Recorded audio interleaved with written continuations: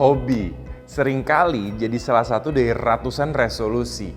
Emang sih, bukan tanda kesuksesan, tapi seringkali kasih kepuasan. Usaha jelas harus dilakukan, tapi yang namanya keberuntungan pasti ikut berperan. Boleh berambisi, tapi jangan lupa harus selalu memotivasi diri. Jadi, apa hobi hanya menjadi sebatas selingan untuk memotivasi atau justru hobi yang menjadi motivasi? Kita cari tahu jawaban kece dari orang kece dengan hobi kece melalui Hoki. Hobi orang kece Indonesia hanya di TS Media.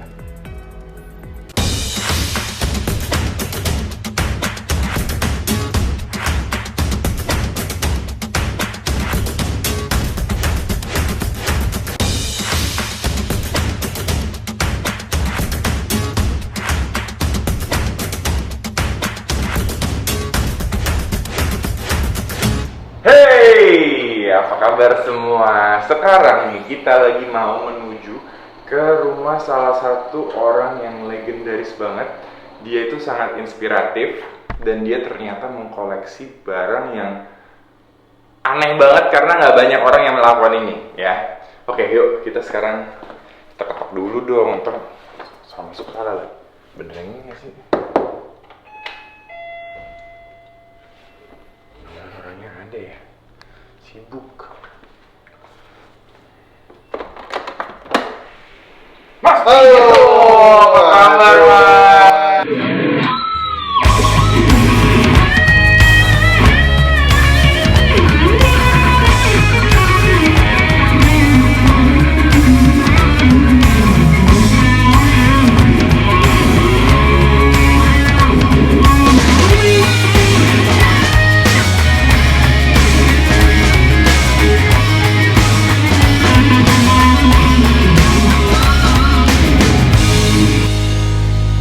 Ini sih kayak museum ini.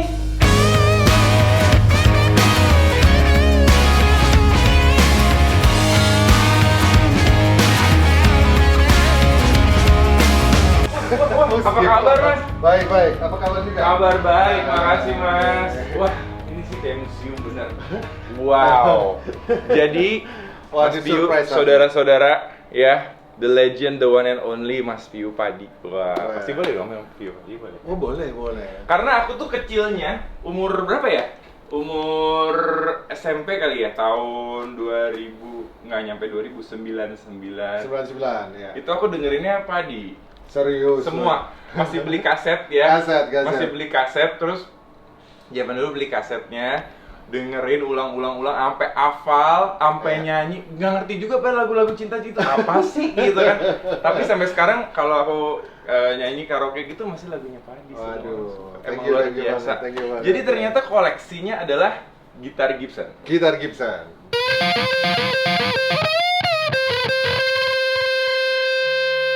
Ini penghargaan sebagian kecil sini kayaknya ya, Iya, nggak semua nih pasti. Tapi mungkin kalau teman-teman yang milenial, ini nggak tahu nih Clear Top 10 nih zaman dulu. Wah, itu sebelum milenial. Iya, sebelumnya.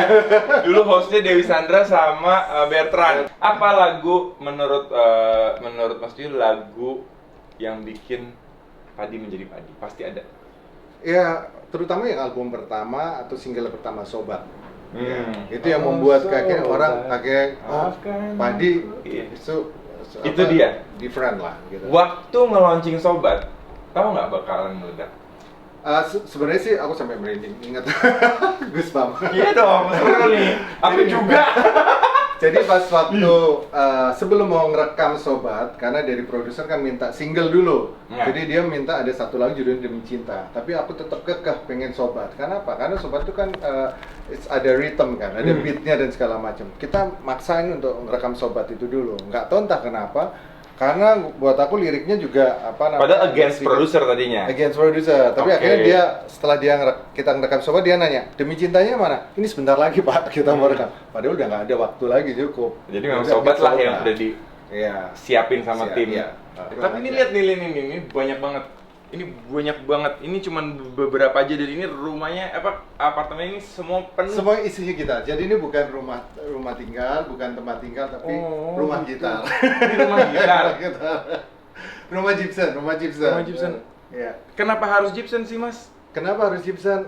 Waktu kecil waktu aku SD itu pertama kali beli kaset Led Zeppelin.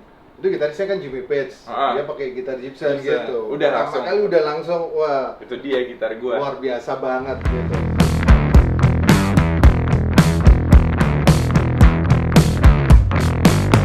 Nah, Wah, keren banget.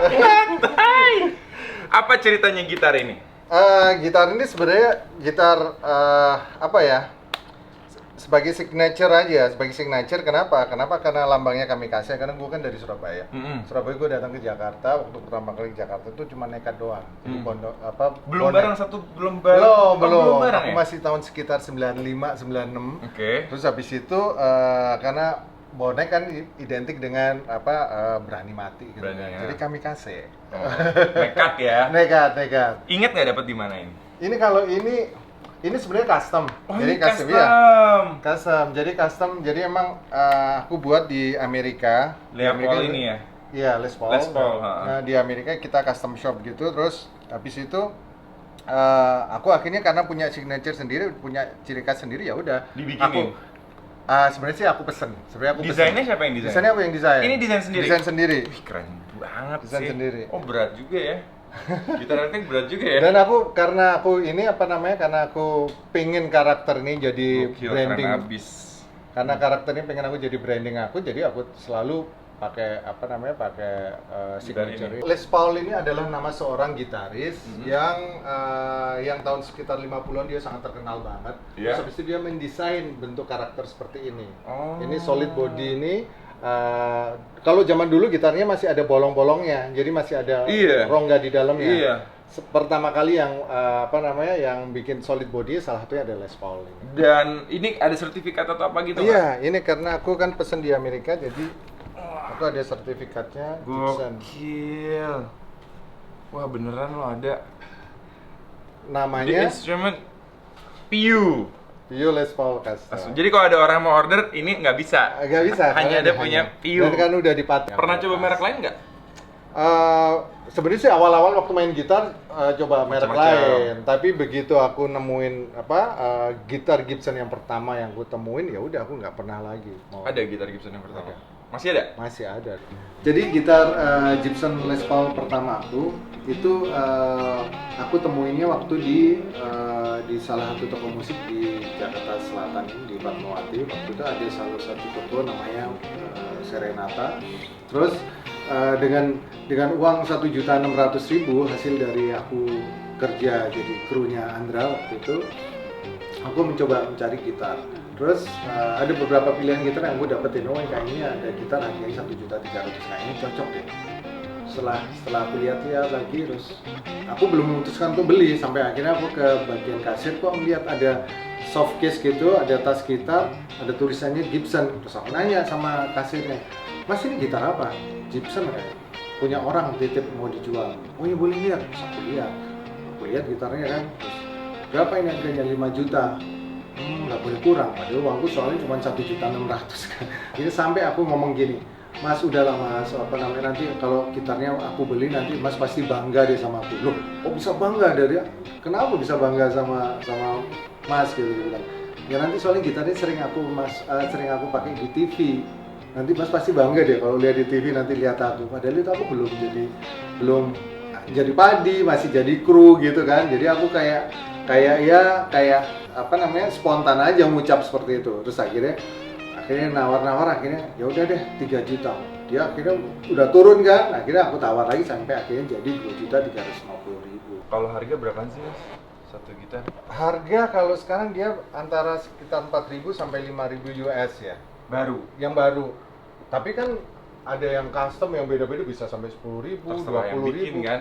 Bahkan kalau yang gitar Gibson Les Paul yang tahun Desainnya bagus 59 58 tuh bisa sampai 200.000, 400.000 US. 4 miliar ya. Yuk ke ruangan gitar ya. Yuk. Oke, nah ini ada ruangan satu lagi. Ini ruang gitar. Ini kayak music room nih ya.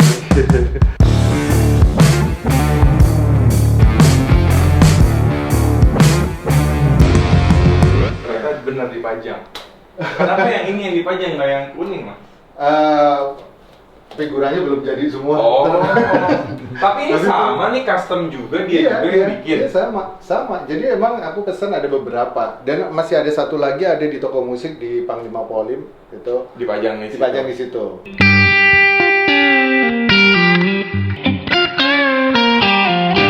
Ini dicat sendiri nih.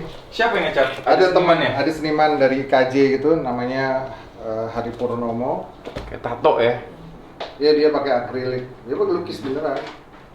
Nah kalau kayak gini terus apa dia Mas Pio kasih terus senimannya terserah lo, Iya, dia bikin apa aja gitu. Terserah dia. Udah pernah dipakai ini? Udah pernah. Ada berapa video klip yang gue pakai. Terus ini ada lagi yang seru. Oh itu yang itu, aku kayak pernah lihat ini. Batik. Siapa yang bikinnya? Ini aku kerja sama Karmanita waktu itu. Ini desainnya Karmanita.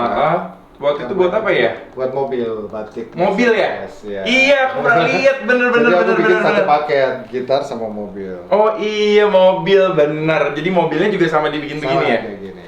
Nah, ini terus gimana sih prosesnya? Jadi Karmanita itu kan desainer batik ya, teman-teman. Jadi dia desainer baju juga. Nah, ini dia bikin pola. Dia bikin polanya, patternnya, terus habis itu di Karena eksekusi kayak batik beneran loh. Eksekusi sama namanya Mas Tom Custom. Dialah yang akhirnya Iya. aplikasi ke gitar. Aplikasi ke gitar. Yang favorit dari semuanya ini Kamikaze yang warna merah putih, boleh deh. Itu mini Kamikaze. Ini mini Kamikaze, lucu habis. Lihat tuh.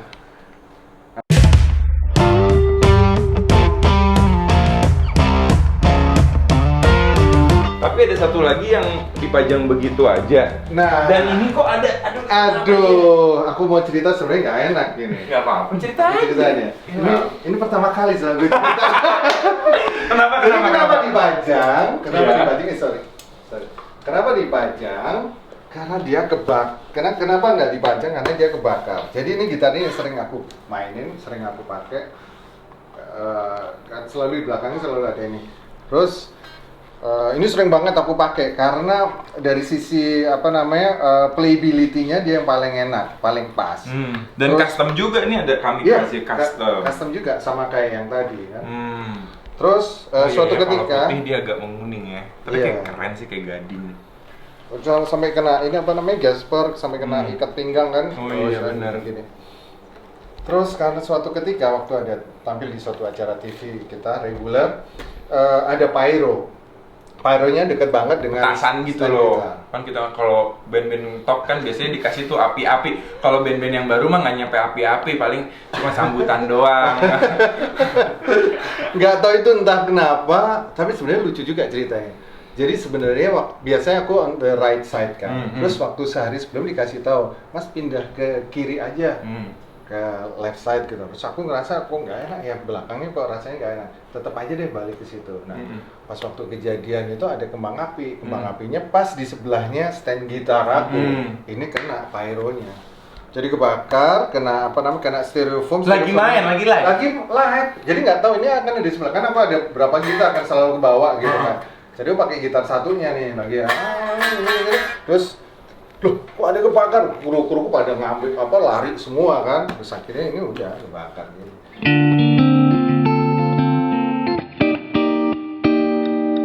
Dulu waktu pindah dari Surabaya ke Jakarta sebagai bonek gitu ya. Nyangka nggak bahwa bakalan, atau memang udah tahu gue mau ada di level itu? Gue tahu. Udah tahu. Gue mikirnya memang seperti itu. Jadi setiap kali waktu pertama kali datang ke Jakarta sendiri maupun setelah bersama dengan teman-teman. Karena pertama kali aku kan sendiri dulu. Terus aku gimana aku struggling di sini, gimana aku cari tempat posisiku di mana segala macam. Ngapain tuh sebelum ngeband dulu di Jakarta? Ya pokoknya aku cuman pengen rekaman. Sehingga waktu itu aku akhirnya tinggal di bengkel, aku kerja bengkel, terus cleaning service. Serius. Selama itu aku juga cari kesempatan untuk bisa rekaman. Aku nongkrong di musika, nongkrong di studio-studio rekaman gitu. Lihat. Nggak kenal siapa-siapa dong? Nggak kenal siapa-siapa. Terus baru dari situ baru cari teman. Dan dari situ aku belajar banget bagaimana how industri itu bekerja. Terus habis itu baru aku kerja jadi krunya Andra Dewa 19 waktu itu. Jadi aku jadi kru yang bagian setting gitar dan segala macem. Sampai akhirnya selama kurang lebih 10 bulan, akhirnya aku jadi additional player. Terus aku bisa beli gitar dengan Dan Dewa juga dari Surabaya kan? Dari Surabaya juga. Udah mengidolakan atau Enggak, kenal aja? Oh, teman main. Ari Lasso dulu kan pernah ngeband, pertama kali dia ngeband waktu SMA kan sama aku. Jaraknya berapa tahun tuh Dewa udah keluar album terus Mas Pio? Sepadi. Nah, itu aku pokoknya selesai kuliah dulu sekitar 97 baru. Jadi Dewa udah dari 91 kan, 91 kurang lebih 6 tahun, lebih deh. 98 berarti Dewa udah recording artis ya, udah gede. Udah album keempat. Udah album keempat. Tapi suportif mereka sama band baru gitu mereka. Nah itu ceritanya waktu itu Dani itu kan waktu itu yang makanya banyak orang yang tahu kenapa aku kok sempat rame sama Dani dan segala macam sama Dani. Waktu itu aku lagi nawarin demo rekaman di Aquarius, terus habis itu Dani masuk, terus ada produser namanya Pak Iin. Tahu. Iya, tahu. Aku juga Pak Iin, BBB iya. Oh iya, BBB ya. Pak Iin main kan Temeli, Aquarius. Oke, ya. Habis itu Dani dari ruangan jauh itu, Pak Iin, nggak usah diterima Pak Iin, nggak enak, gitu. Gue tahu sih itu bercanda, memang bercanda, tapi buat orang baru kan keki dong. Apalagi kan temen gitu loh. Iya, kan dia kaget. Ya udah dari semenjak itu gue bilang sama diri gue harus bisa nih, harus tembus. Akhirnya gue sama Sony Music akhirnya. Dengan cara gue sendiri, dengan jalan gue sendiri. Nah, kalau gitar yang paling legendaris atau 3 deh. Satu yang paling legendaris dulu. Paling legendaris ini. Oke. Ini benar-benar dibuat serelik mungkin. Jadi ini ada bekas rokok, ini dibuat apa namanya? Karena aslinya ada. Iya, aslinya seperti ini. Jadi dibuat hanya cuma ada beberapa biji. Ini aku dapat yang nomor 23. Dapatnya waktu itu masih kondisi baru. Baru. Oh, ini jadi seolah-olah kayak udah dimainin, udah sering dimainin ya. Seolah-olah ke scratch gitu kan. Terus habis itu ini bekas-bekasnya sampai ada bekas screwdriver gitu, bekas bautnya. Jadi ini gitar yang paling legendaris, dapatnya di mana? Dapatnya di Indonesia. Oh, di Indonesia udah. Udah di Indonesia. Paling mahal juga? Termasuk paling mahal. Dia sekitar 16 ribuan. 16 ribu tuh dolar ya. Kali sendiri aja coba. Insert kalkulator tuh. Paling enak main gitar lagi seneng lagi stres. Dan aku tak bisa mencintaimu dengan sepenuh hati. Kau coba mengingatkan masa-masa indah ketika kita pernah saling mencinta, dan masih tak bisa melihatmu kembali dan datang padaku. Ku coba melupakan, memaafkan dirimu, tapi sakitnya hatiku melebihi cintamu.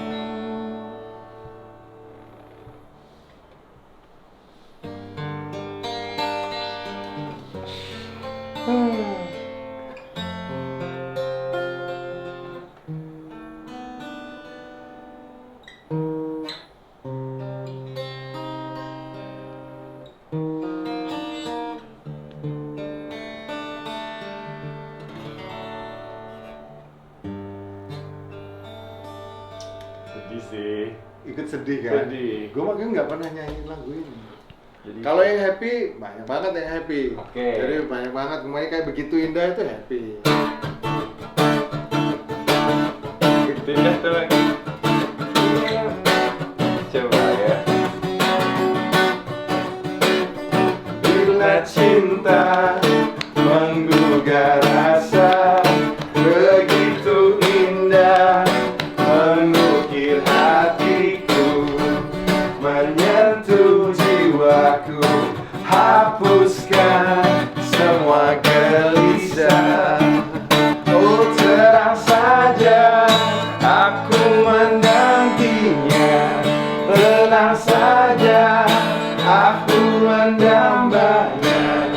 terang saja aku merindunya karena dia begitu indah. Oh, oh,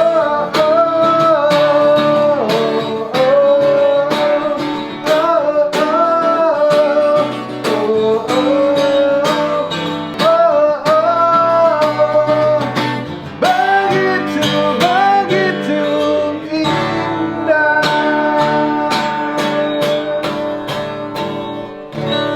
Ya, gila. Terima kasih Mas Piyu. Wah, ternyata ya hari ini kita banyak banget belajar sama Mas Piyu dari mulai bagaimana sih sebetulnya strugglingnya as an aspired artist ya kan.